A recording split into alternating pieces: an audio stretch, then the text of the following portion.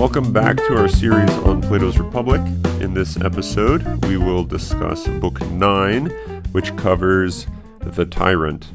Book 9 begins with a discussion of who the tyrant is, how the tyrant comes forth from the democratic soul, the democratic life. So that's the soil out of which tyranny grows, or the tyrannical soul grows.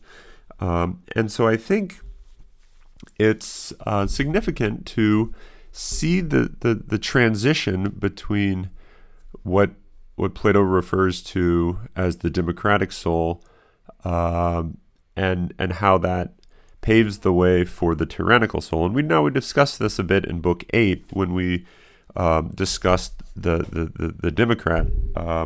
But here I think it's going to be unique in relation to tyranny. Okay, so no coincidence that it begins with a discussion of pleasures and pains, and ultimately the various appetites, the various appetitive desires that we have, because these desires, for pleasure or the avoidance of pain, are going to be, for the tyrant, what rules, right? So they're going to be ruled by these. And what's unique about the tyrant is it's the tyrant, or the tyrannical soul, is the one in which these passions become lawless. These desires become lawless, meaning they operate without anything to guide them. They are, in a sense, beyond the law. They are the lawmakers of the human life. And what that does for the tyrant is it actually enslaves the tyrant. And so what you find is that the one who takes just uncontrolled freedom of the passions, freedom of desire, to be what rules their life, is going to become a slave to the passions, and in a sense, they're going to be the ones that are capable of experiencing the least amount or degree of pleasure, of fulfillment as possible. And so what's, I think, fascinating to realize about the Republic, especially Book 9, it comes to the fore. Plato thinks that the life, ordered by reason, the life ordered by the intellect is the highest life. And you might think that has nothing thereby or therefore to do with pleasure. But in Book 9, we find Plato actually saying that when all of the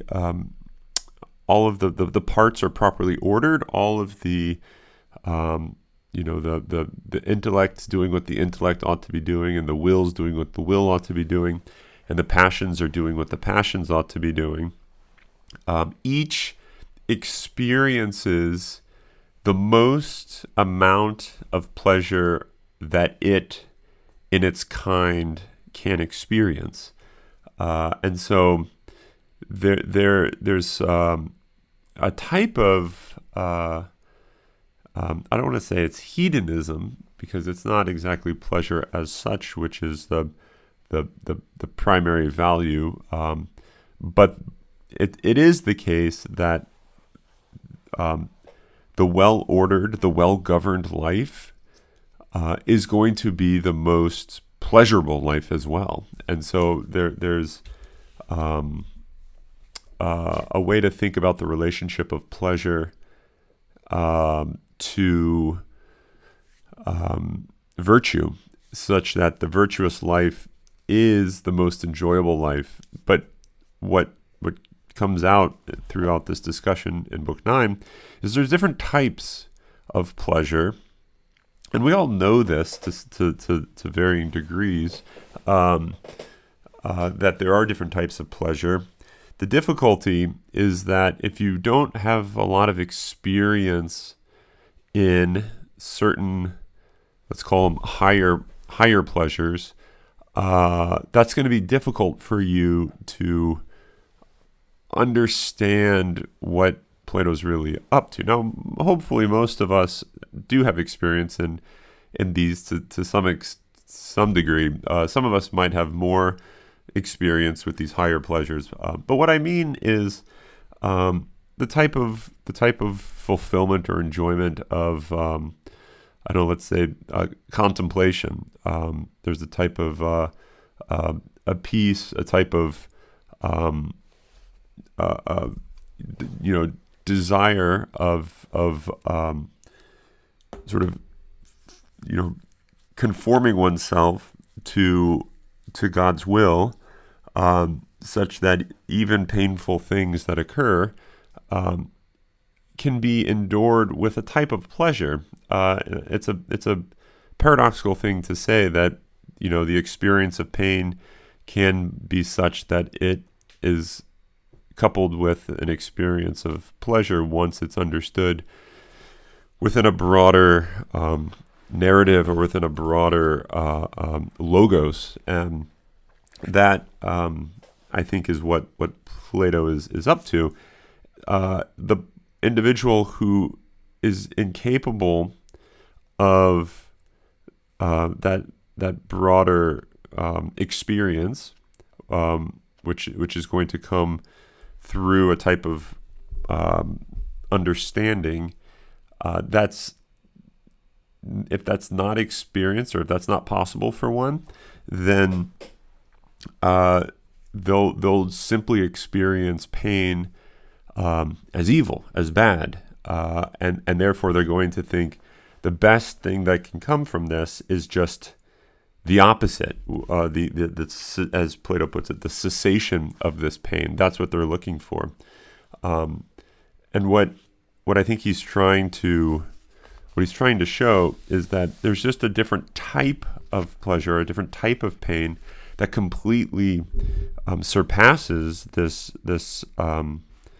You could call it the bodily sensation of pain, and therefore there's a possibility of a different type of pleasure that surpasses this bodily pleasure, and so it would be possible to have a lower level pain be the occurrence of a higher level pleasure.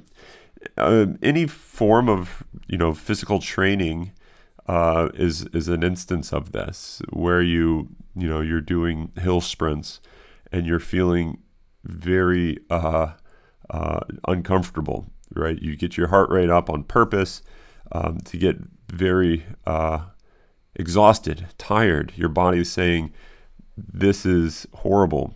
Stop doing this." But you take enjoyment in this in a completely different type of way. It's not the same type of enjoyment as you would if you were to just stop running, but the enjoyment that you take in doing this painful activity is the enjoyment of not just knowing, but knowing is going to be central to this, but of knowing that this is making you good. This is making you a better runner. It's making you healthier. It's making you a better human being. All things considered. And so I think the enjoyment is something that can accompany pain. It's a great paradox. Those that don't have that type of virtue to push through the pain for the sake of a higher logos or a higher reason won't really understand this point. But hopefully you have some understanding from some experiences in your life where you've been able to see pain as more coherent or more meaningful within a broader rationale or a broader logos. Okay, so the tyrant is the person who isn't able to do that. Doesn't do that. It's the lower level passions which rule, which dominate. And so when the body says stop, they stop. When the body says go, they go. They're not able to, sort of metaphorically order their legs to keep going when they feel like stopping, and not just order them, but to actually find fulfillment, find pleasure in so ordering them, right? And that I think is what Plato's trying to ultimately articulate when he, towards the end of this book, when he says the tyrant is the one who experiences the least amount of pleasure, and as he calls it, the king, or the well-ordered ruler, the just man, is the one who experiences the most amount of pleasure. And that's because they're the ones that can experience that higher level pleasure. And there's a type of freedom in such a life, right? There's the tyrant, the one who can't do the hill sprints just because their body says it's painful, just stop doing it. That person, there's a type of enslavement in that for Plato, because they can't order their passions. They can't say, I know it's good for me to do this, but I just don't want to. They can't overcome that that type of strength of the passions, right? And so you kind of feel your spirit is willing, but your flesh is weak in a sense, and so the flesh is stronger than the spirit, and so the flesh is actually the will that lives in you. It's the one that dictates and determines action, and so you live a life that's less free because you can't actually do the things that you want to do. Following St. Paul, you find yourself not doing the things that you want to do, and doing the things that you tell yourself you don't want to do. And so you find yourself in this type of slavery, right? You're always on the opposite end of what your reason is telling you is good, or would be a good way to live. And so you find yourself enslaved. Okay, and on the theme of enslavement or slavery through the passions, and the notion of lawlessness, I think one of the things that's unique to the tyrant in Book 9, which is of great relevance for us, is he describes it on. Let's see, this is the Stephanus number 573 D, between D and E. He talks about the creation of needs. There lots of terrible appetites sprout up each day and night beside it, creating needs for all sorts of things. And the thing that is profound about this is that kind of reflect on this point in your own life, the ways in which you've created needs for yourself, which have thereby become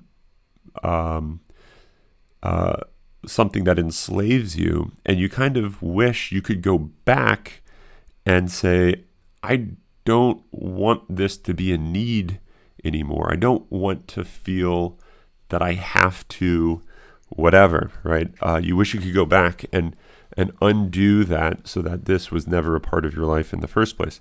Now, this could be very significant things,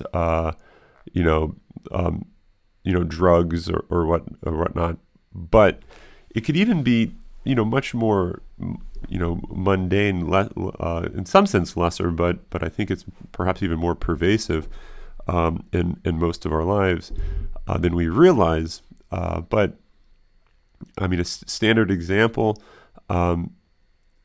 and this isn't so much a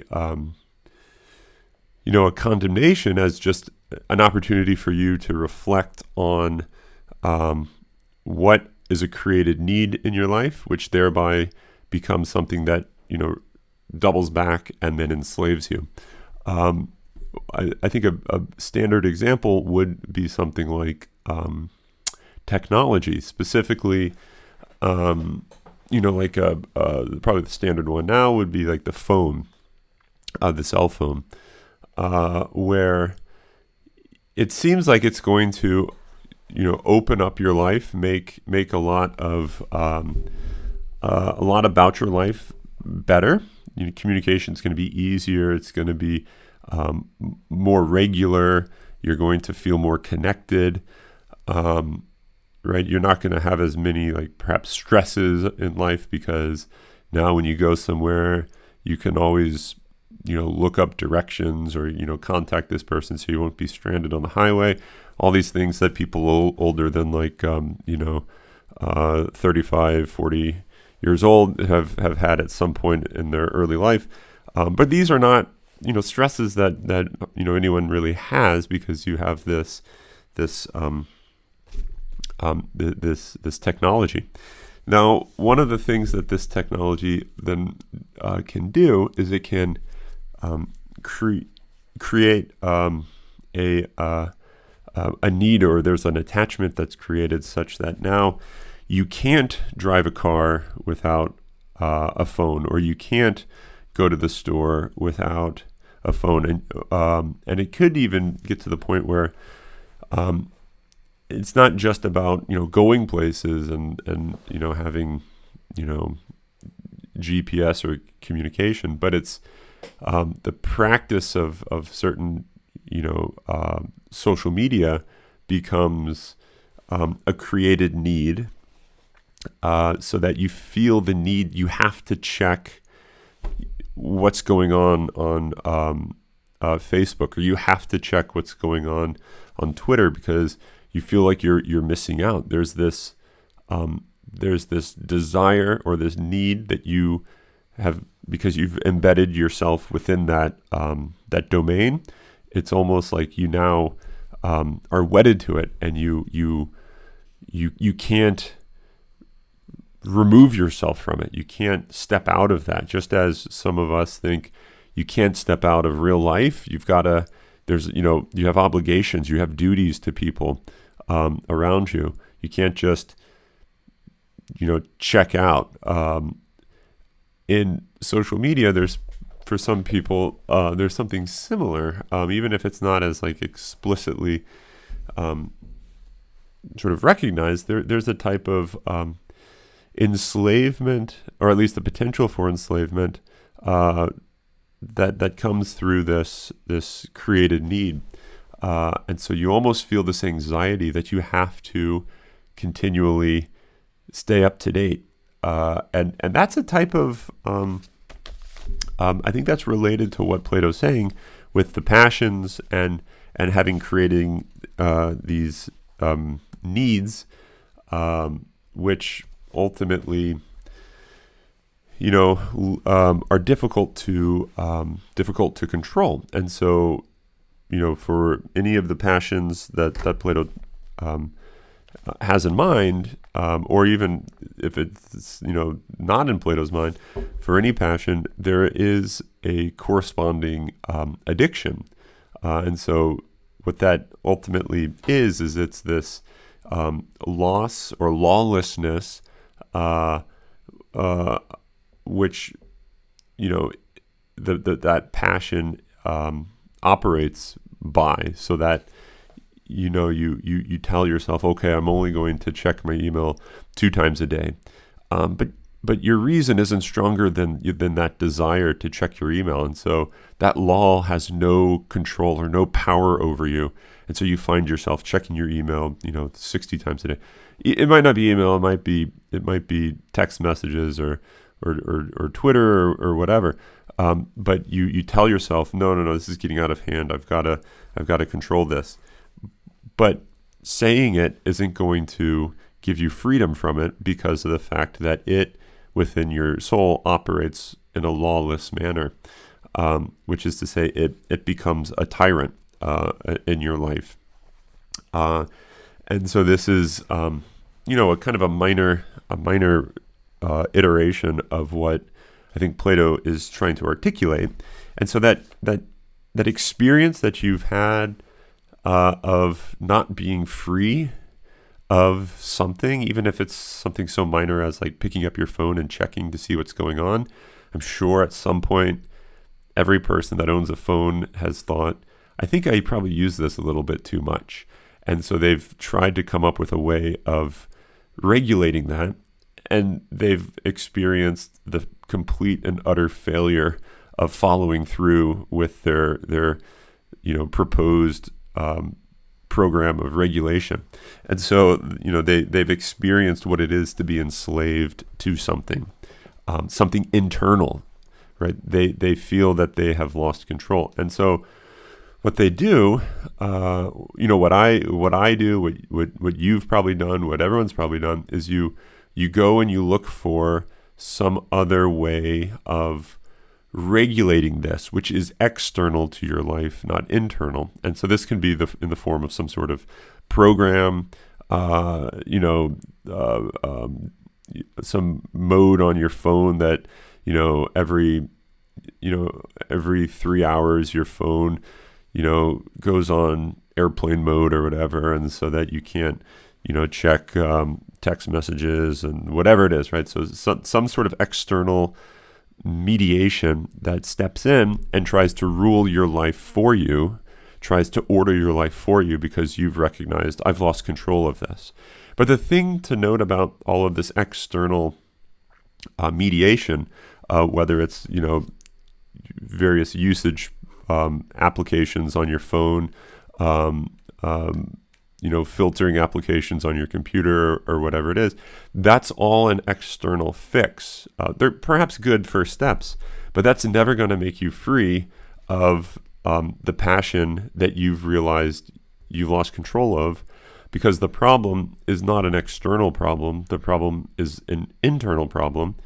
And so what needs to happen is the tyrant, which is to say that lawless ruling passion within you, it needs to be properly ordered and ruled. And that's not something that can happen merely by an external or an extrinsic fix or ruler, because as many of us have known, you're the ones that institute this program on your phone to shut off, to go into airplane mode, or whatever it is that people do.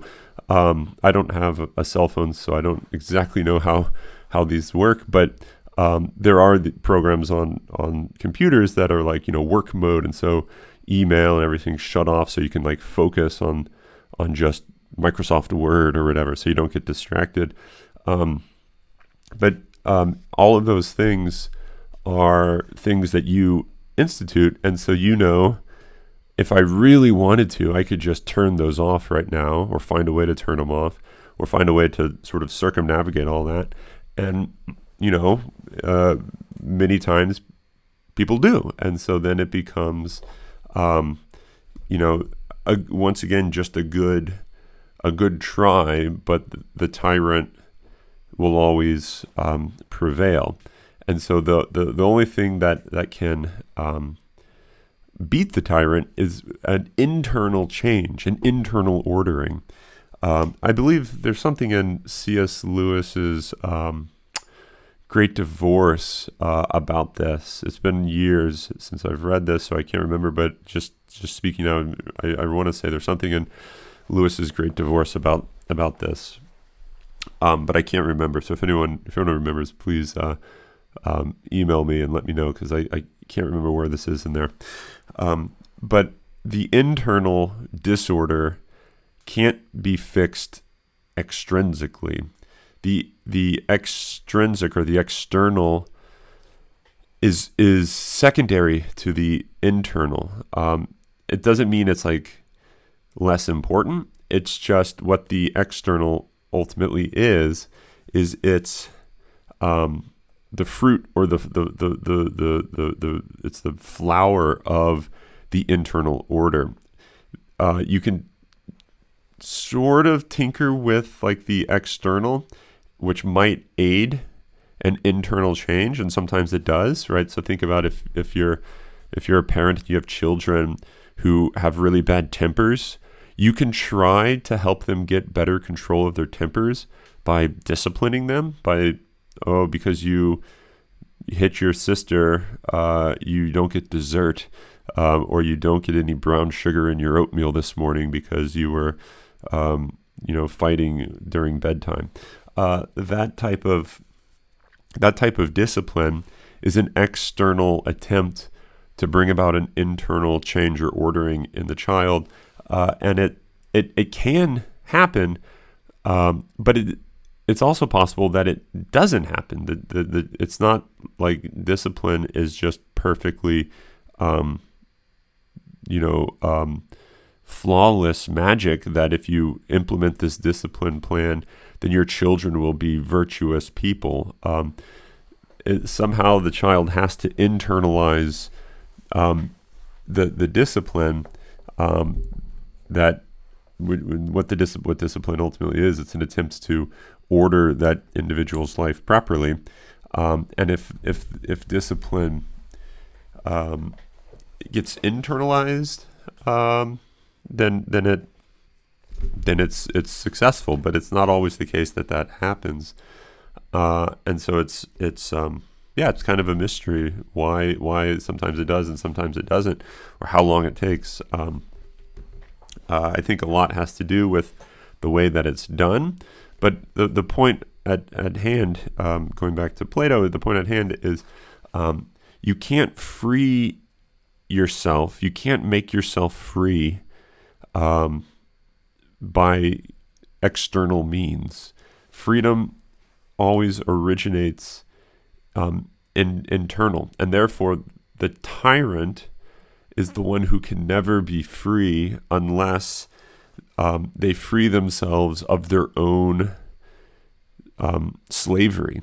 And this is, in the past, when I've taught ethics courses, I usually teach Plato's Republic, or I have, maybe not usually, but I have taught Plato's Republic in conjunction with Dostoevsky's Crime and Punishment, because I think one of the things going on in Crime and Punishment, Raskolnikov commits this horrendous murder, double murder actually, and he's torn. The name Raskolnikov in Russian means split. He's sort of severed. He's split, and he's trying to unify his life.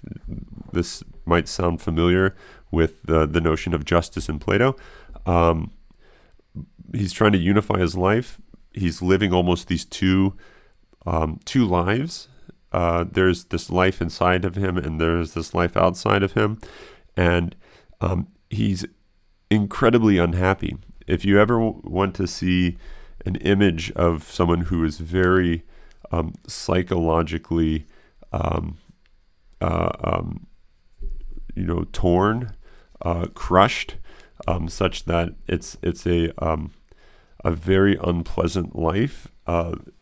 Read through Crime and Punishment, thinking about the type of inner angst, inner turmoil that occurs in that character. And I think it's something that all of us have some experience of, maybe not to the extent of having committed a double axe murder, but in various ways, all of us have experienced that type of split, life, and I think the way that he is cured of this ultimately, at the end, I won't spoil it, because I hope that all of you read the novel. But the way he's cured of it comes through this great pain, which almost requires the death of one of those lives.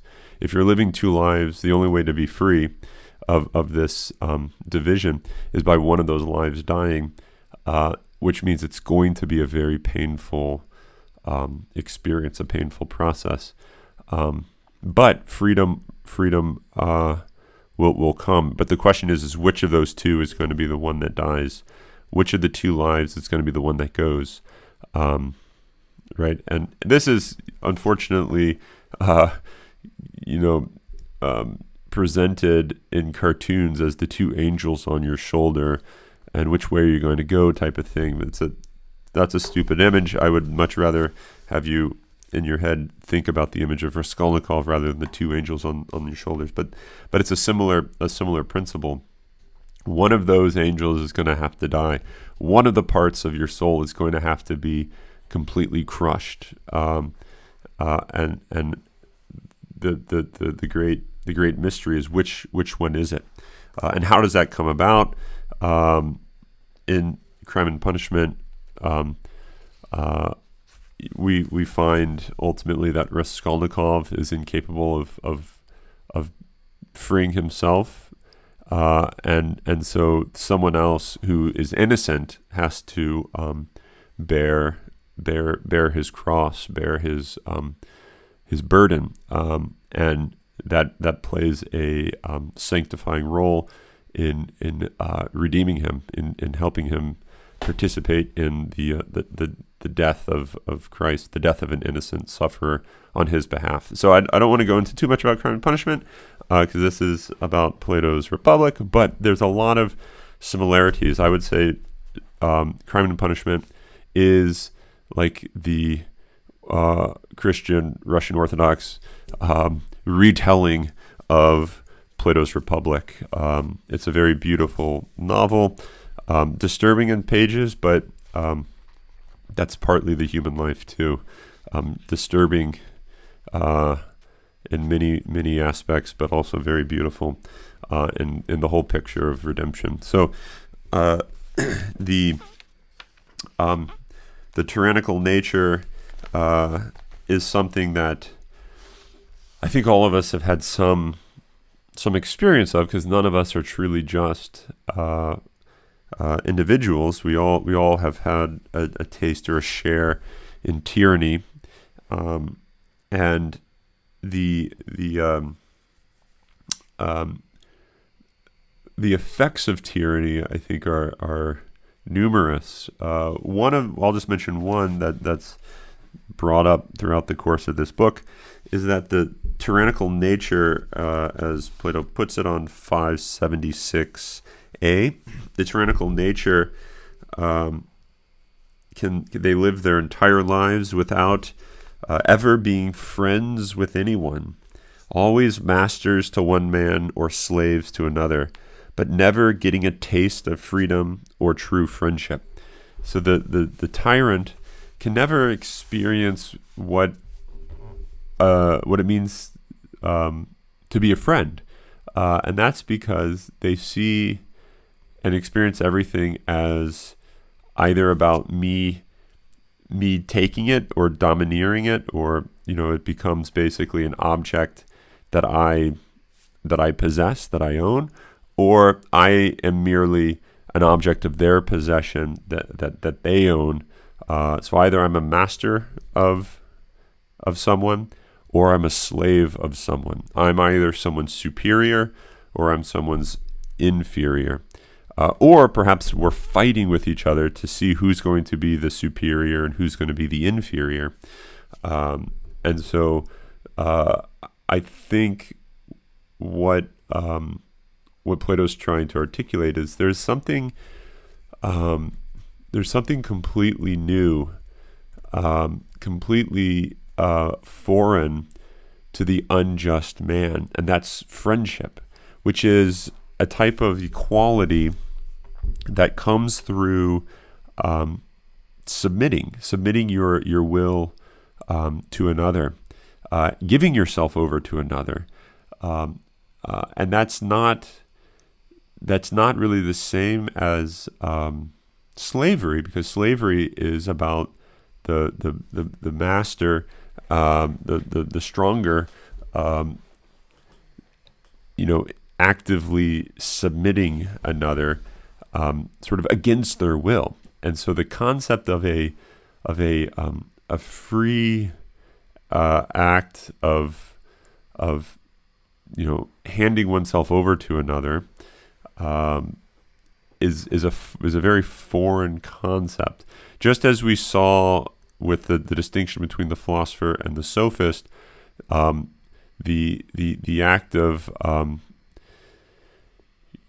admitting that you're wrong, of coming to that admission, that type of humility required for philosophy, is foreign to the sophist. Something like that's like the intellectual, example. The example that pertains to the will, or the volitional example, the one that pertains to the will, would be the one about friendship, where the possibility of handing yourself over to another would be just as incoherent, just as perplexing to a sophist or to a tyrant as anything would be.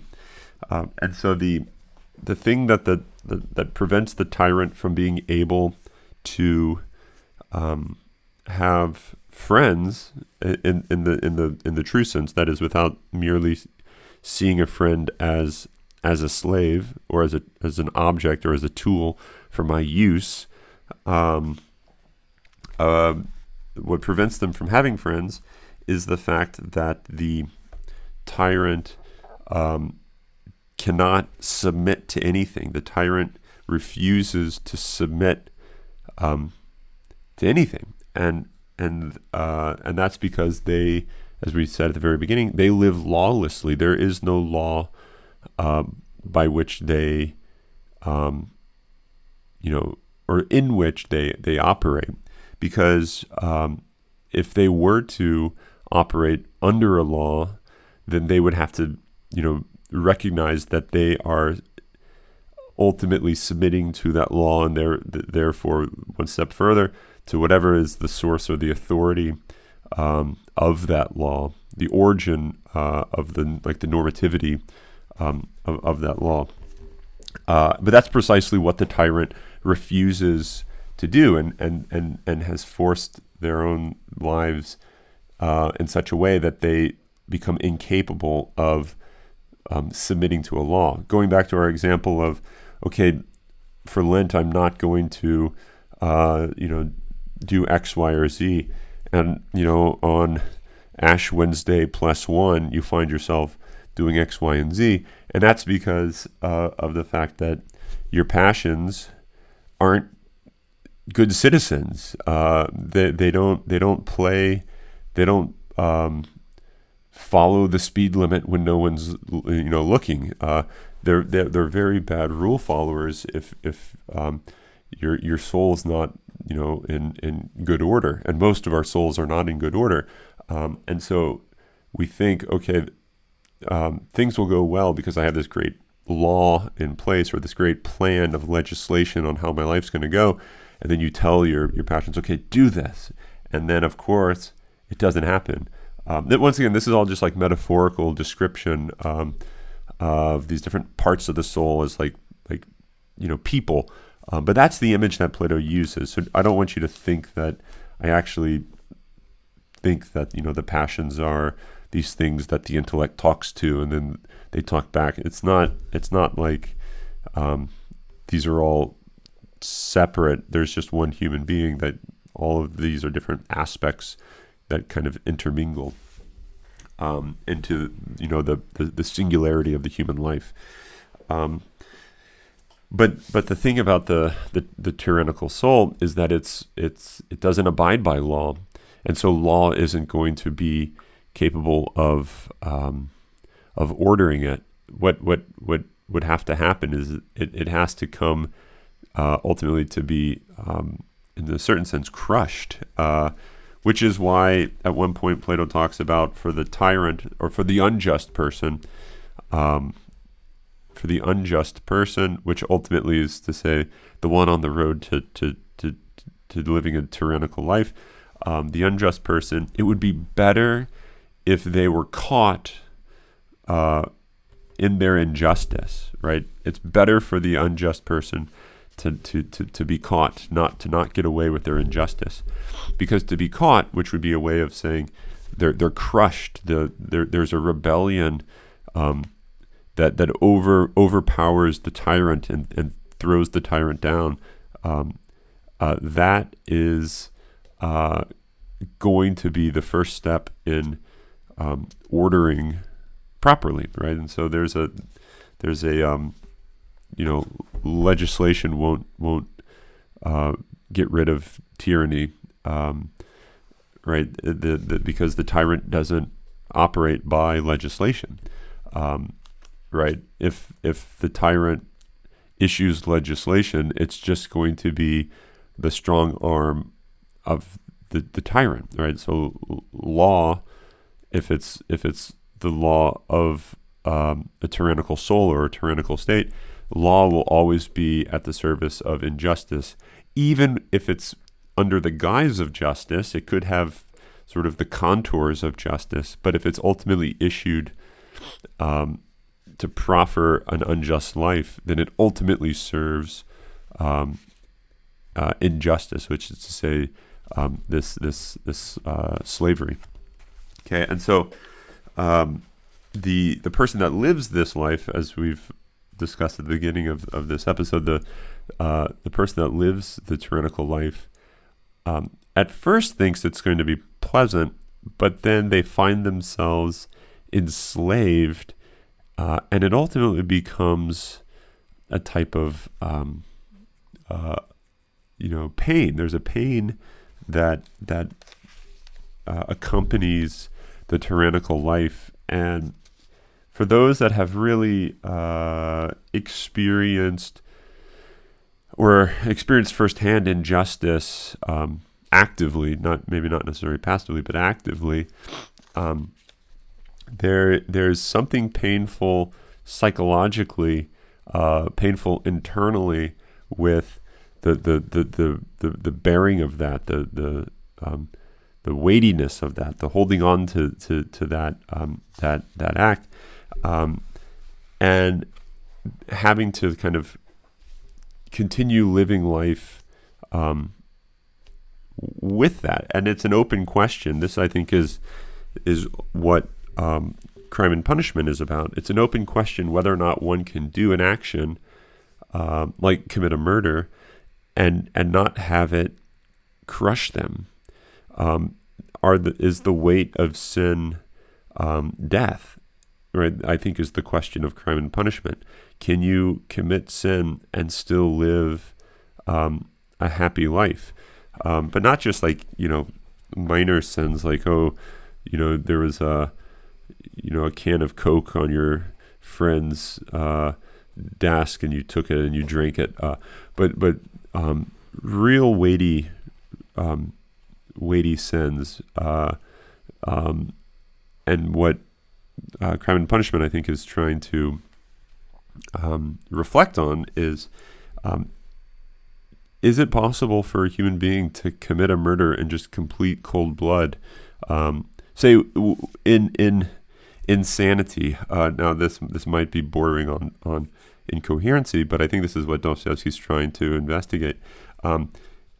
What would be the effects of that if someone did that? What would be would it be possible to go on and live a perfectly fulfilled, happy life? Or is it going to crush you? Is it going to ruin you? Is it going to torment you in a way that you now become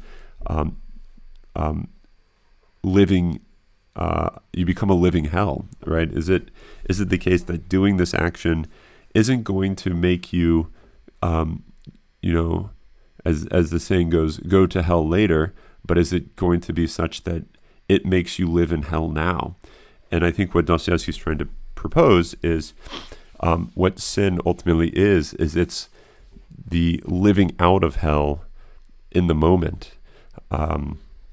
Right, and so I think there's something similar going on with the tyrannical man as the one who lives the most unpleasant life in the moment, right, now. Okay, and it's I think the richness of Book 9, but also I think of the whole Republic, comes about when you try to apply it to your own life, the ways in which you see yourself as a tyrant, the ways in which you see yourself as enslaved. I think that's where the real glory of the Platonic dialogue comes out, because it becomes something that now you dialogue with, rather than you just read and try to think about what this other person thinks. What does it mean for this other person? But once you internalize it, it kind of becomes alive. I mean, once again, like we said much earlier on in the series, it's just like the scriptures in a methodological sense, right? Okay, the last thing that I want to address before wrapping this up is what comes at the very end. There's a type of pessimism that Socrates seems to have at the very end of Book 9. He seems to suggest that the just person won't want to engage in public life because of the fact that the vast majority of people, for whom he will be guardian or ruler, don't want him to rule or to guard, and so it's basically going to be like reason telling the passions, okay, don't do X, Y, and Z, and the passions are like, we're not listening to you. We actually want to kill you, and live our lives how we want to live them. And so, what Socrates says at the very end of this is actually a real, I think, beautiful image. This goes once again back to the relationship between the city and the soul, and what were we seeking in the first place? Were we seeking to establish a city, or were we seeking to establish a well-ordered soul? Or perhaps those are the same question, just the one is writ large. So here's how the Book 9 ends. So I'll just quote this, and we'll comment a little bit, and then we'll be done. So Glaucon says, so he won't be willing to take part in politics. He, the just man, won't be willing to take part in politics then, if that is what he cares about. Yes, by the dog, in his own city he certainly will, but he may not be willing to do so in his fatherland, barring some stroke of divine luck. Glaucon says, I understand. You mean in the city. We have just been founding and describing the one that exists in words, since I do not think it exists anywhere on earth. Right, so the city that they've been describing as an image of the soul, Glaucon says, it exists in words. My guess is the Greek is in logoi, in logos, sorry, in reason it exists, but not anywhere on earth. Socrates responds, but there may perhaps be a model of it in the heavens, for anyone who wishes to look at it and to found himself on the basis of what he sees. It makes no difference at all whether it exists anywhere or ever will. You see, he would take part in the politics of it alone and of no other. Okay, so I think what's going on here is to understand how you ought to rule your soul. That is how your soul ought to be properly ordered. You need an example of proper order. You need a model of proper rule. And that's what they just arrived at, is they arrived at a model of proper rule, not by actually looking at real examples, right? Because there is no city like the one founded in words throughout this discussion from books 1 through 9 of the Republic, right? They were just describing and sort of building up a just city. What would it be like? What would the people have to be like? And now what they find is, what are the chances that that is going to be an actual city that can take place on Earth? The chances are like almost non-existent. They're so low that it's unlikely that that's ever going to occur. And it looks like that would be the type of city where one should take part in political rule. The thing to, I guess, the interesting dialectic going on is, so then what does that mean about my individual, like say, incarnate life? How should I live my life? If it's impossible to have an incarnate just city, is it possible to have an incarnate just soul? Is that my individual life, can that be something which is just?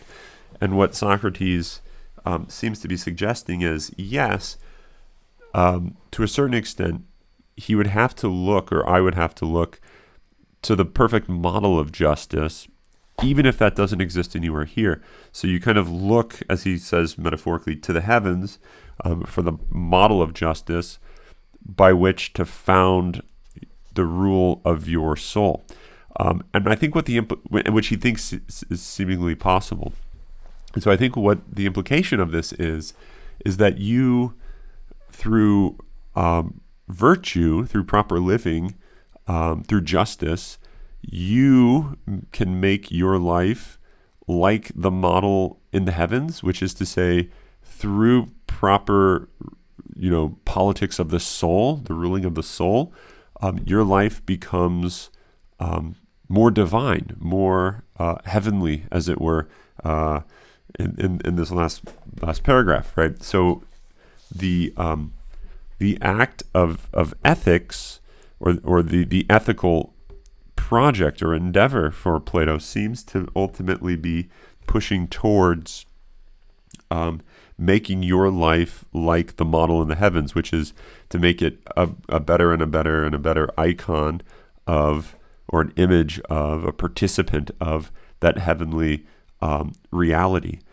And I think this can transition into a lot of what's going on in St. Augustine and a lot of the Christian Neoplatonists with the notion of making the earthly participate in the divine. Everything is sort of looking towards the divine, and the closer it resembles that, the more it participates in that.